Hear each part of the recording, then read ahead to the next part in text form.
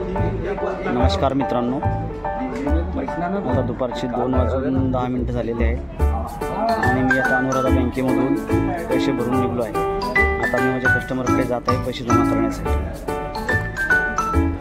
आता बगाडे मंगल कार्यालय परिसर या ठिकाणाहून मी निघलो आहे। समोर आता मी चालत जात आहे। या ठिकाणी माझे कस्टमर गणपत जाधव यांच्याकडे जात आहे। सायकलवरून प्रवास करत करत मी त्या ठिकाणी जात आहे। आता जवळच त्यांचे हॉटेल आहे।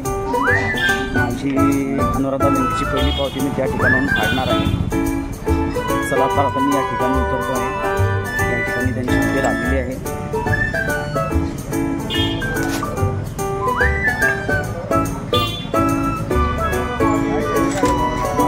नमस्कार चालू आहे।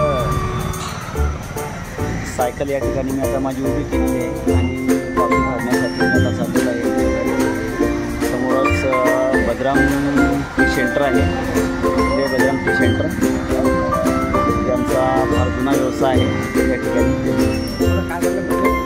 हो मजेत फार जुना व्यवसाय असून या ठिकाणी आता मी त्यांची पावती काढण्यासाठी सोबतच आमचे मामा आहेत। या ठिकाणी यांचे कस्टमर बसलेले आहेत। समोर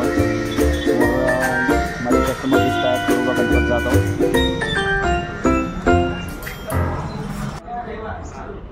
बघा समोरच बजरंग टी सेंटरचा व्यवसाय आहे।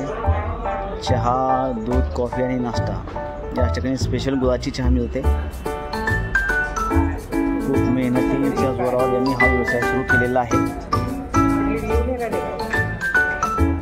बऱ्याच दिवसापासून हे व्यवसाय करतात। आमचे खातेदार असून सुरुवातीला त्यांची विक्री माझ्याकडे 20 रुपयाला सुरुवात होती। आज त्यांनी 20 रुपयापासून तर मला आज ते 50 रुपये किंवा 100 रुपये देतात डेली व्यवसायात। आज अशी परिस्थिती आहे की सकाळी व्यवसायासाठी यांना जावं लागतं। म्हणजेच त्यांच्या भाषेमध्ये आपण धंदा बोलू। भंगारचा धंदा करतात ते। खेड्यापाड्यात जाऊन भंगार जमा करायचं आणि होलसेल व्यापाऱ्याकडे ते विक्रीला आणायचं। या व्यवसायातून त्यांना 200 ते 250 रुपये मिळतात आणि 200-250 रुपयामध्ये घर चालवणे आजच्या परिस्थितीमध्ये किंवा आजच्या काळामध्ये खरोखरच फार कठीण झालं आहे। परंतु बरेच काही असे सुद्धा लोक आहेत आजच्या या ठिकाणी की जे दिलं किंवा जे आहे त्यामध्ये समाधान मानायचं आणि एवढ्या पैशामध्ये सुद्धा ते स्वतःचं घर चालवतात।